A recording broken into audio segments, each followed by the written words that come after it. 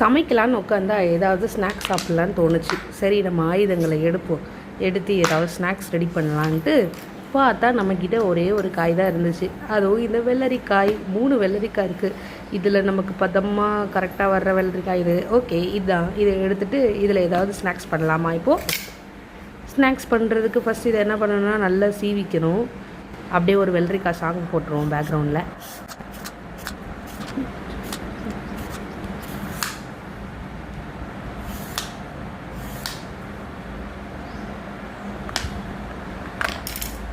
இப்போ சூப்பராக சீவி முடிச்சிட்டோம். சீவி முடித்த கையோடு அந்த வெள்ளரிக்காயை அழகாக பீஸாக க்யூட்டாக வெட்ட போகிறோம். அதுக்கு முன்னாடி முனையை 2 கட் பண்ணிடுவோம். Cut cut cut cut.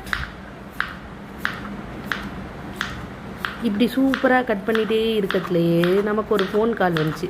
சரி, அந்த ஃபோன் காலை பேசிக்கிட்டே ஸ்நாக்ஸ் செய்வோன்னு சொல்லிட்டு அந்த ஃபோன் காலை எடுத்து பேசிக்கிட்டே இருந்தேன். பேசிகிட்டே இருக்கும்போது 4 நாளாக எடுத்து நானே இந்த வெள்ளரிக்காயை சாப்பிட்டு காலி பண்ணிட்டேன். இப்போ ஸ்நாக்ஸ் பண்ணுறதுக்கு வெள்ளரிக்காய் இல்லை.